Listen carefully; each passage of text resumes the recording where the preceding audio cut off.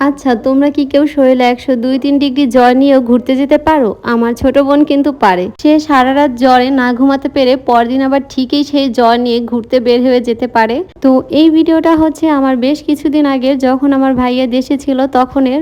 But upload করতে late হয়ে যাওয়ার কারণে ভেবেছিলাম ভিডিওটা হয়তো আপলোডই করব না। বাট তারপরে দেখতেছি ভিডিওটার সাথে অনেকগুলো মেমোরিজ জড়িয়ে আছে, তো তার জন্য ভিডিওটি আপলোড করে রাখতেছি।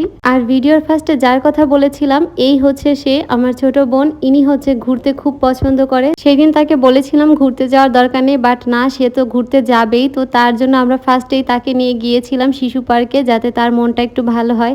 বাট এইখানে অনেক রাইড থাকার পরও তার শরীর এতটাই দুর্বল ছিল যে সে কোনো রাইডেই উঠতে পারেনি। তারপরে আমার ভাইয়া আর ভাবি একটা রাইডে উঠে আর আমরা দাঁড়িয়ে দাঁড়িয়ে দেখতেছিলাম।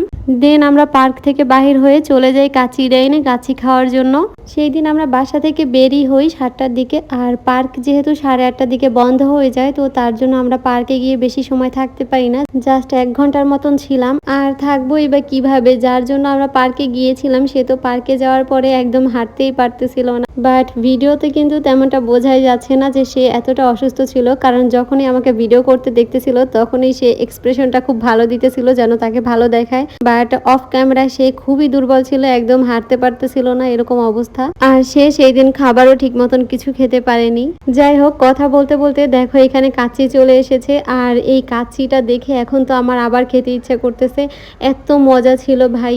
আর এইখানে আমার ভাইয়া আমাদেরকে খাবার সার্ভ করে দিতেছিল। আর এই যে দেখো, এটা হচ্ছে গিয়ে আমার বাবা পাখি, সবাই মাশাল্লাহ বলবে প্লিজ। আর সে এইখানে শসা খাচ্ছে, আর এই যে এইখানে আমি কাচ্চি খাচ্ছি। খাবারটা প্রচুর গরম ছিল, আমি তো একদম খেতেই পারতেছিলাম না, তার জন্য ফুদিয়ে ফুদিয়ে খাচ্ছিলাম। যদিও এইসব খাবার ঠান্ডা হলে ভালো লাগে না, গরমেই ভালো লাগে।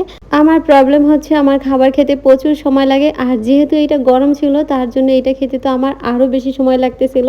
আচ্ছা, তো আমার কিন্তু বিরিয়ানির আলুটা বেশি ভালো লাগে, আর এই কাচ্চি ডাইনের কাচ্চির আলুর সাইজটা কিন্তু বেশ ভালোই বড় ছিল, তো তার জন্য আমার কাছে একটু বেশি ভালো লেগেছে। যাই হোক, তো দেখো এখানে আমি কত সুন্দর করে খেতেছিলাম। এইটা দেখে তো এখন আমার মনে হচ্ছে ফুড ব্লগিং করলেই বেশি ভালো হয়। তো তোমরা কি বলো, অবশ্যই কমেন্ট করে জানিও যে ফুড ব্লগার হব কিনা। তো আজকের ভিডিও এই পর্যন্তই, বাই।